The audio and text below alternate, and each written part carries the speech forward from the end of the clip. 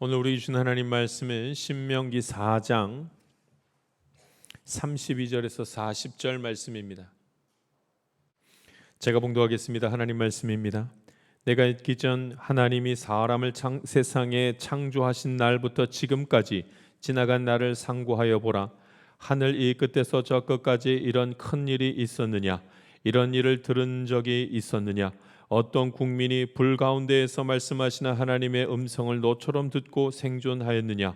어떤 신이 와서 시험과 이적과 기사와 전쟁과 강한 손과 편팔과 크게 두려운 일로 한 민족을 다른 민족에게서 인도하여 낸 일이 있느냐?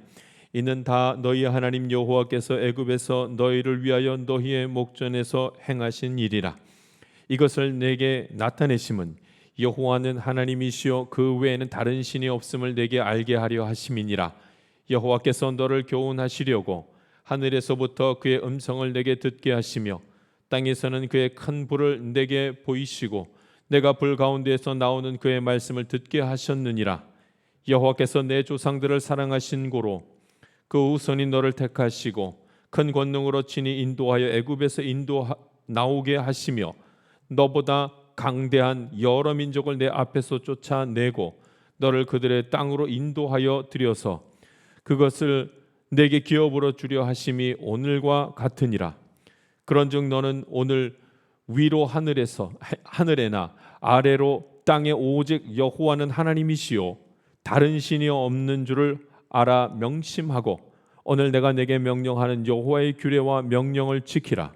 너와 내 자손이 복을 받아 내 하나님 여호와께서 내게 주시는 땅에서 한없이 오래 살리라. 아멘. 지쳐도 하나님은 주관하십니다는 제목으로 오늘 말씀 나누겠습니다. 여러분, 하나님은 전능하신 하나님이 되시는 줄 믿습니다.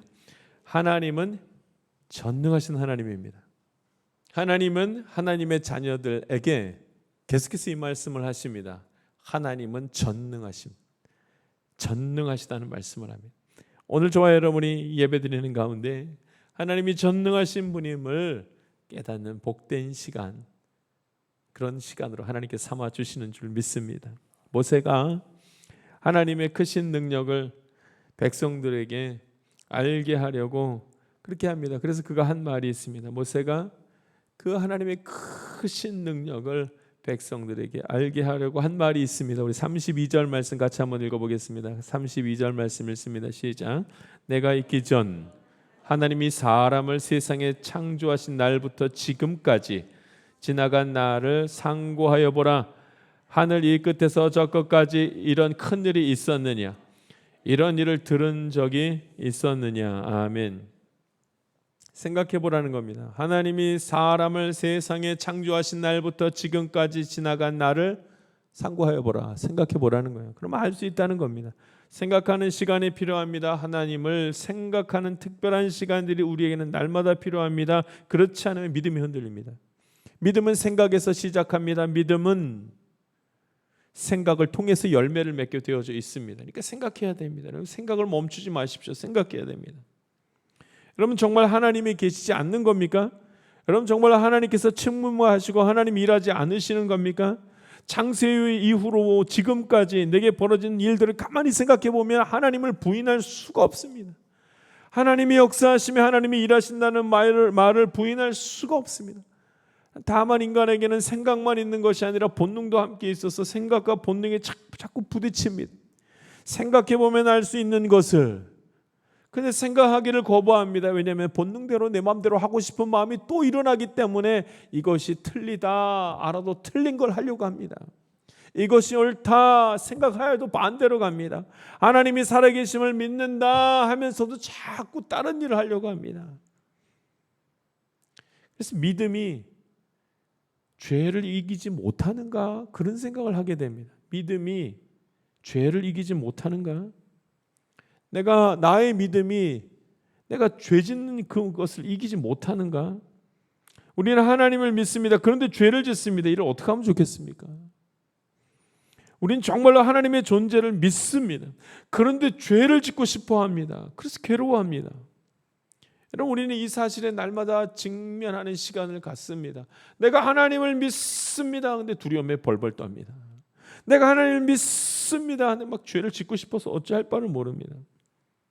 이런 일은 수없이 일어나고 있습니다. 교회가 그렇습니다. 교회는 하나님의 집입니다. 그런데 교회가 부패합니다. 하나님이 계신데 그럼에도 불구하고 하나님의 말씀이 선포되는 교회가 부패합니다. 어찌된 일입니까? 이런 일들은 인간이 하나님을 멀리하게 되고 하나님의 존재를 잊게 되는 이유가 됩니다. 그래서 자꾸 있는 거예요. 어떻게 이런 일이 자꾸 벌어지는가? 한 가정에 어머니가 그만 암에 걸리고 말았습니다. 그래, 온 가족이 기도합니다. 대강 예수 믿던 아들까지도 어머니의 병이 나음을 받기 위해 하나님께 기도하기 시작합니다. 3개월 후에 어머니가 깨끗하게 나음을 받고 완치가 되었습니다. 참 놀라운 일 아닙니까? 그런데 더 놀라운 일이 있습니다. 그것은 온 가족이 예수님을 안 믿는다는 사실입니다. 여전히 아들의 믿음이 흔들린다는 사실입니다.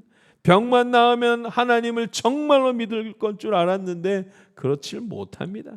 간절한 믿음은 다 사라져버리고 다시 내 마음대로 살기로 작정하고 그것을 선택합니다.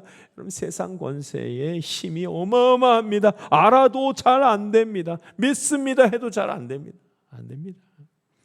인간은 엄청난 갈등과 번민 속에서 인생을 살아가고 있습니다. 믿음으로 살아가려고 해도 너무나 많은 유혹에 빠집니다. 정말로 하나님이 살아계신지를 날마다 확인하지 아니하고서는 그 믿음이 흔들려서 어찌할 바를 모릅니다. 그런 일들이 너무 많습니다. 이번에 선거가 있었습니다. 문제가 많았죠. 특별히 몇몇 지역에서 투표 용지가 없어서 어려움을 당했습니다. 어떻게 그런 일이 있을 수 있는지 사람들이 전부 다 분노하고 선거 자체를 부정하고 싶어 합니다.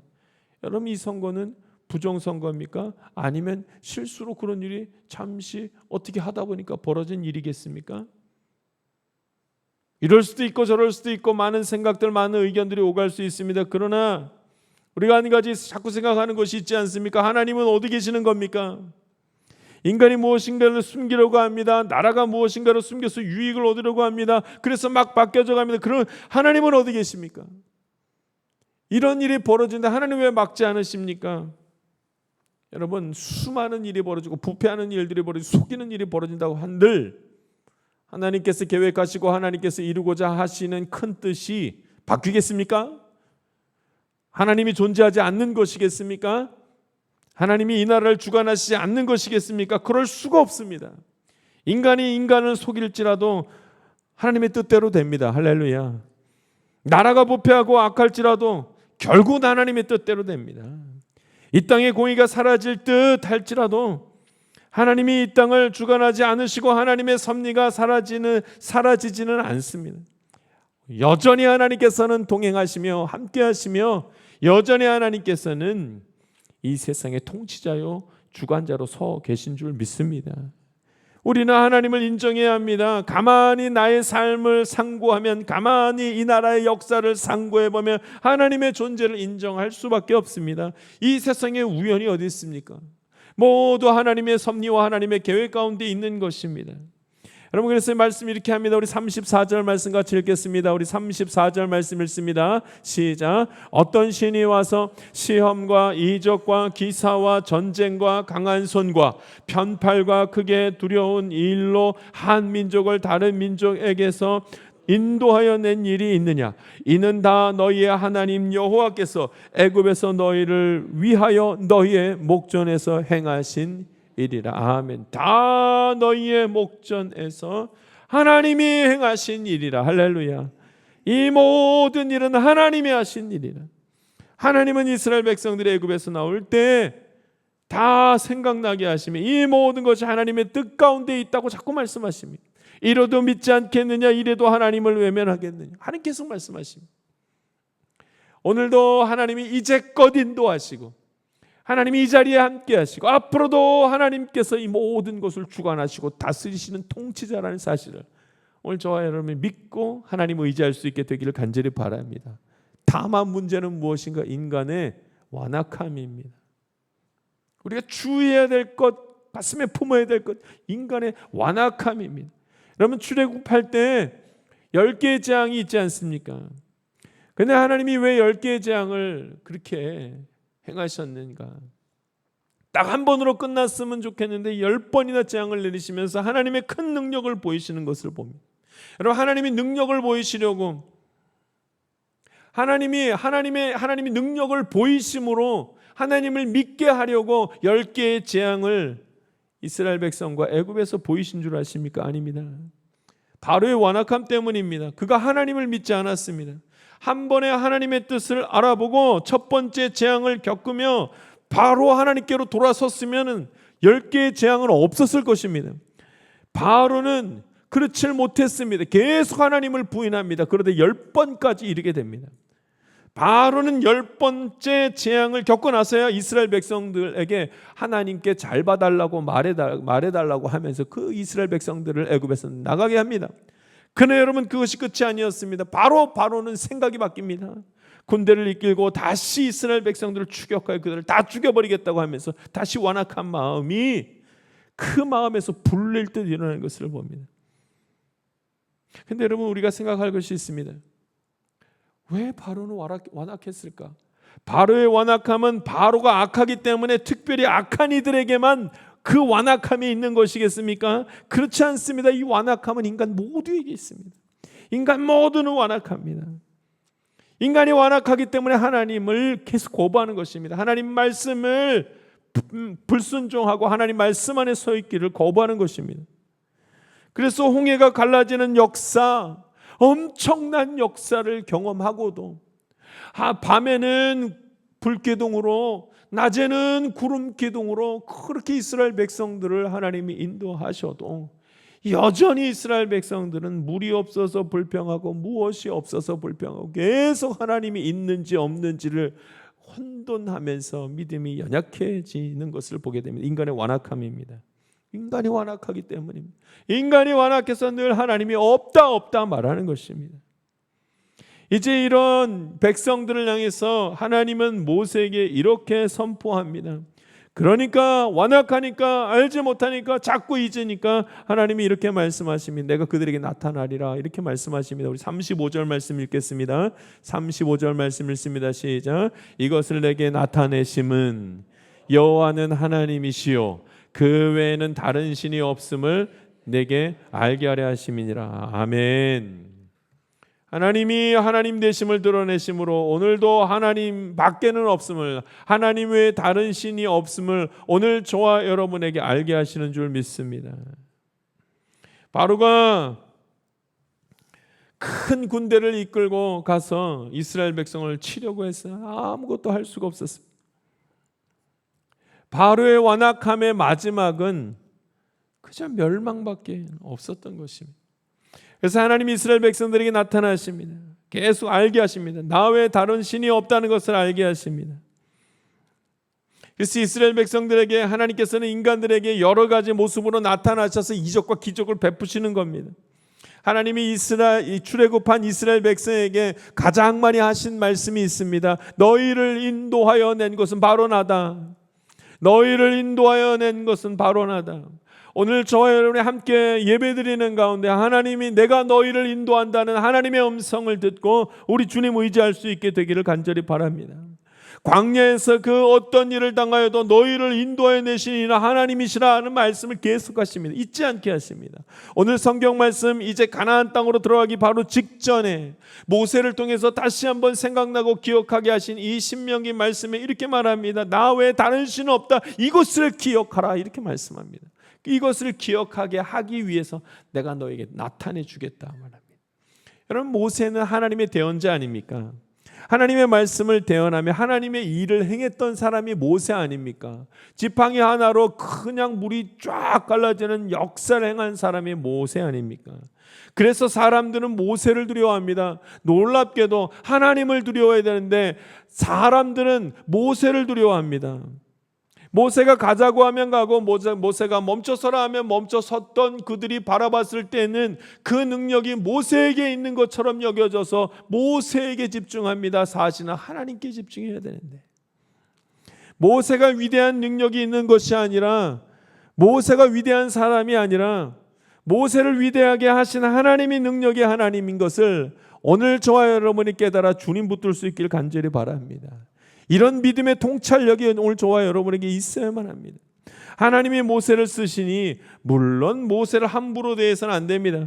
하나님의 말씀을 대언하기 때문에 모세에게 겸손하게 서야 하는 것이 마땅합니다. 그러나 모세가 대단한 것은 아닙니다. 대단하신 분은 하나님. 모세가 하나님 앞에 쓰임받은 것이지 모세가 대단한 것은 아니라는 말씀을 오늘 성경에서 합니다. 여러분, 모세의 인생을 한번 보십시오. 이스라엘 백성 전체를 이끌고 나아갔던 모세, 그의 인생은 별것 없었습니다. 모세가 대단한 것이 아니라 하나님이 대단하십니다. 그의 인생을 보니 모세는요, 부모님하고도 같이 살지 못했습니다. 물에 버려진 자였습니다. 모세는 살인자였고 모세는 도망자였습니다. 모세는 동족을 떠나 40년간 광야에서 살 수밖에 없었습니다. 뭐 그리 행복할 게 없어 보입니다. 모세는 애굽에 있는 노예가 된 이스라엘 백성을 인도해냈습니다. 그러나 여러분, 40년 동안 광야 생활을 했는데 이제 또다시 40년 동안 광야 생활을 할 수밖에 없었습니다. 모세는 여러분 너무나도 힘든 삶을 살았습니다. 모세는 가나안 땅에 들어가지도 못하고 그 마지막에 쓸쓸하게 광야에서 죽음을 맞이한 사람이 모세입니다. 모세는 대단한 삶을 산 게 아닙니다. 그의 삶은 대단한 것이 아닙니다. 하나님이 대단하십니다. 할렐루야. 인생이 그럴 수밖에 없지만, 그러나 그렇게 살 수밖에 없는 그 인간의 인생에 하나님의 인도하심이 있었기 때문에 모세는 웃을 수 있었고, 모세는 감사할 수 있었고, 모세는 주님 바라보며 그 마음에 성령의 충만하심으로 평안할 수 있었던 것입니다. 할렐루야. 그렇다면 우리가 바라봐야 할 것은 아주 분명합니다. 하나님 한 분입니다. 내가 지치고 낭망하여도 내가 바라봐야 될 분 한 분입니다. 하나님이십니다. 하나님이 주관하시기 때문입니다. 하나님이 인도하여 주시는 분이시기 때문에 우리는 하나님께 집중하며 하나님을 바라볼 수밖에 없는 겁니다. 여러분, 우리가 자주 하는 말이 있습니다. 내가 하나님 믿는데 왜 이런 삶을 살까? 내가 교회 열심히 나가는데 나의 삶은 왜 이럴까? 하나님이 인도하여 주신다면서요. 그런데 내 삶이 왜 그렇습니까? 나의 인생은 너무도 고달픕니다. 하나님이 인도하시는 건 맞습니까? 정말 하나님이 인도하시는 건 맞습니까? 우리가 이런 질문들을 많이 합니다. 여러분, 이런 말은 매우 교만한 말입니다. 매우 교만한 말입니다. 하나님은 우리를 인도하십니다. 그러나 인간이 그 길을 잘 따라오지 못하는 거죠. 인도하시는 분은 하나님이시지만 그 길을 따라가려고 하는 존재는 인간 아닙니까? 인간이 해야 될 것이 있습니다. 반드시 해야 될 것이 있습니다. 인간의 수고가 있어야 됩니다. 나의 몫이 있습니다. 근데 그걸 안 하는 게 문제죠. 왜 나는 이런 삶을 삽니까? 왜 이런 고난이 내게 있습니까? 왜 하나님 나를 도와주시지 않습니까? 이런 말을 하기 위해서는 한 가지 생각을 더 해야 됩니다. 이런 질문을 하기 전에 한 가지 더 생각해야 될 것이 있습니다. 왜 하나님 난 이런 삶을 삽니까? 왜 내게 이런 고난이 있습니까? 왜 하나님 나를 도와주시지 않습니까? 이 질문을 하려면 한 가지 더 생각해야 될 것이 있습니다. 왜 하나님이 나를 도와주셔야 합니까? 왜 하나님이 인간이 잘 되도록 해야만 합니까? 이것이 하나님의 의무입니까? 하나님이 창조하셨으니 인간은 하나님이 책임져야 합니까? 인간이 해야 할 바를 하지 못해서 고통 가운데 있는데 하나님이 왜 인간을 무조건 도와주어야만 합니까? 그것이 하나님의 책임이며 의무이시겠습니까? 라는 생각을 해야만 합니다. 여러분, 이런 모습은 자녀가 부모에게 하는 생각과도 너무나도 비슷합니다. 왜 부모님이 나를 도와주지 않습니까? 왜 부모님은 나를 낳았습니까? 자녀들이 많이 하는 말 아닙니까? 한 가족이어서 감사하고 서로 닮은 사람으로 살아가는 기쁨이 가족에게만 주어졌는데 우리는 불평불만 그렇게 하지 않습니까? 키가 작으면 작아서, 키가 크면 커서, 잘생기면 잘생긴 것으로, 못생기면 못생긴 것으로 그냥 부모님을 원망합니다. 왜 나를 이렇게 하십니까? 돈이 많으면 많아서 문제, 돈이 적으면 적어서 문제, 돈이 많으면 부모 재산으로 싸움을 하고, 돈이 적으면 부모가 물려준 것이 없다고 불평합니다. 그래, 우리가 하나님께 하는 것과 똑같이 하는 겁니다. 존재에 대한 감사가 있어야 하는 줄 믿습니다.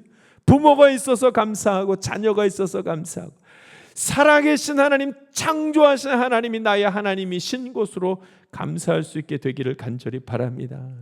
우리가 하나님의 자녀 아닙니까? 그러니 하나님을 믿습니다. 그리고 하나님을 의지하며 살아갑니다. 그러면 된 것입니다. 그래서 내가 지쳐도 하나님은 나를 인도하시는 줄을 믿게 되는 것입니다. 내가 실패하여도 하나님은 여전히 나를 도우시는 분이심을 믿게 되는 것입니다. 여러분, 이 사실을 알아야 됩니다. 하나님 위대하신 분입니다. 인간이 연약하고 악할 뿐이죠. 그러므로 어떤 상황 가운데 있든지 내가 하나님을 나의 아버지로 믿고 하나님이 천지를 창조하신 분임을 고백하게 될 때 하나님께서 오늘 저와 여러분에게 복의 복을 더하시는 줄 믿습니다. 40절 말씀을 보니까 모세가 이 복에 대한 말씀을 아주 명쾌하게 하는 것을 봅니다. 우리 40절 말씀 같이 읽겠습니다. 우리 40절 말씀 있습니다. 시작. 오늘 내가 내게 명령하는 여호와의 규례와 명령을 지키라. 너와 내 후손이 복을 받아 내 하나님 여호와께서 내게 주시는 땅에서 한없이 오래 살리라. 아멘. 복에 대한 말씀입니다. 하나님의 말씀을 지키라, 하나님을 섬기라, 그러면 복 받으리라. 그렇죠? 확실히 믿으라는 말입니다. 대강 믿어서는 안 되고 확실하게 하나님을 인정하라, 그러면 복을 받으리라. 이렇게 말합니다. 하나님을 믿어야 복을 받는다는 말씀을 하십니다. 요즘 교회마다 교인들이 줄어듭니다. 대형 교회로 다 갑니다. 대형 교회로 가는 이유는 편하게 신앙생활 하려고 갑니다. 봉사 특별히 할 필요 없고 좋은 서비스 받을 수 있고 좋은 문화를 가지고 신앙생활 할 수 있으니까 전부 다 큰 교회로 갑니다. 그리고 나머지 교회들은 어려움을 겪습니다. 한 사람이 여러 개의 사역을 맡아서 하고 주일이 일하는 주중보다 더 힘이 들어서 어려움을 갖습니다. 유튜브 보니까 청년이 사역에 주일날 사역을 5개나 하니까 그만두고 교회를 떠났다는 그런 사연이 나와 있는 것을 본 적이 있습니다. 사역이 너무 많아서 한 가지만 빼고 하려고 우리 장로님에게 가가지고 장로님 나 이거 너무나 힘드니까 하나만 안 하겠습니다 했더니 장로님 이 믿음이 그렇게 없어서 어떡하냐고 더 헌신하라고 그 말을 해가지고 그 청년이 떠나고 말았습니다. 다 문제입니다. 다 문제. 큰 교회에서 문화생활하면서 신앙생활하는 것도 큰 문제입니다. 작은 교회에서 너무 많은 사역을 하는 것도 문제입니다. 그런데 여러분 진짜 문제가 무엇인 줄 아십니까? 문화생활을 하면서 큰 교회에 있는 것 그 자체가 문제가 아닙니다. 사역을 많이 하는 것 그 자체가 문제가 아닙니다. 핵심이 빠졌습니다. 하나님을 믿는 겁니다. 그가 하나님을 만났냐는 거예요. 하나님이 그에게 나타나셨냐는 겁니다. 그 인생 가운데 하나님이 나타나셨냐는 겁니다. 그가 하나님이 나타나시는 것을 발견했다면 그러면 달라집니다. 그가 하나님의 역사하심을 경험했다면 그러면 달라지는 겁니다. 그럼 환경이 중요하지 않습니다. 내게 처한 상황들은 두 번째입니다. 나에게 하나님이 나타났냐는 거예요. 내가 하나님을 참으로 만나며 하나님이 나를 인도하시는 것을 내가 경험했냐는 것입니다.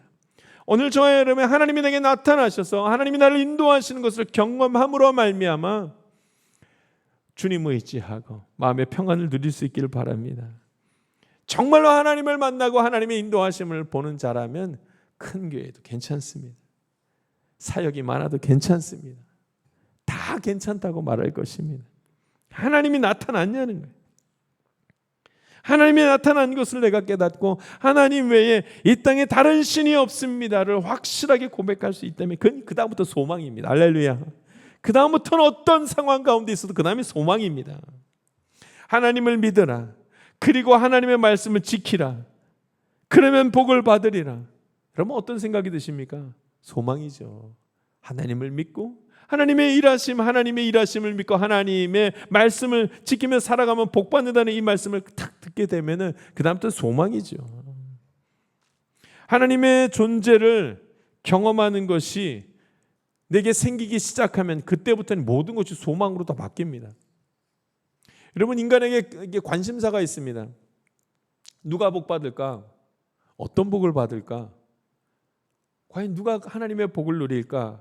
그리고 그 복은 어떤 복일까? 참 궁금합니다. 여러분, 그 복이 무슨 복인 줄 아십니까?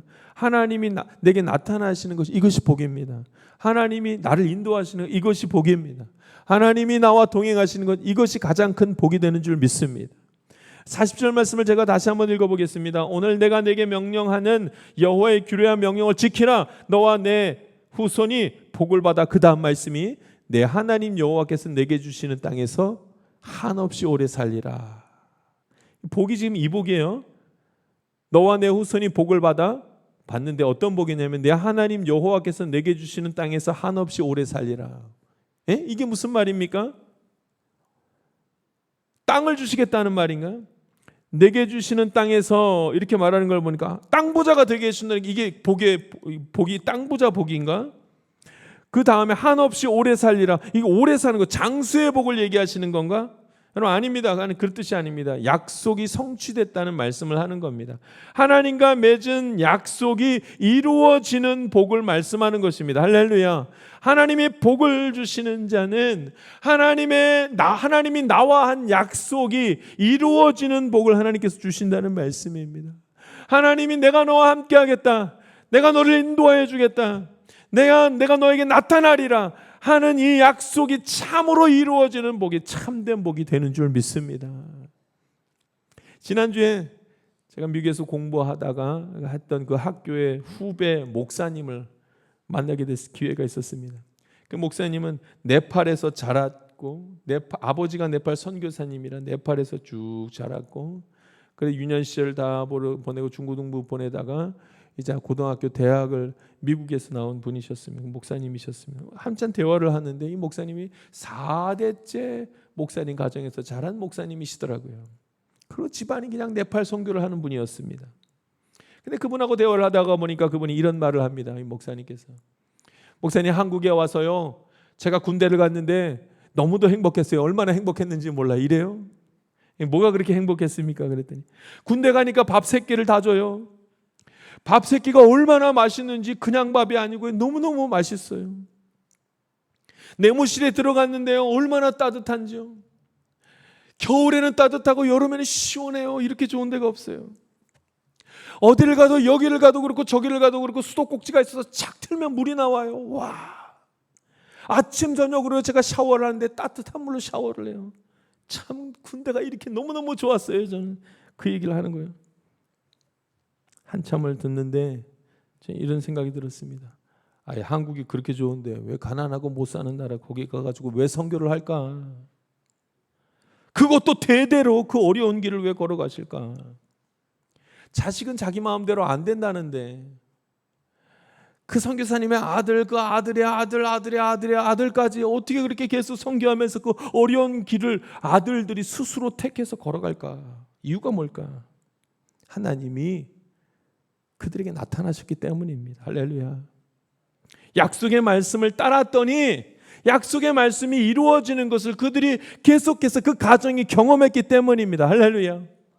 계속 하나님께서 나타나셔서 약속의 말씀이 성취되는 것을 보았더니 마음에 소망이 가득해서 하나님 없이는 살아갈 수 없고 주와 더불어 살아가며 헌신하겠다는 생각이 들 수밖에 없었던 것입니다.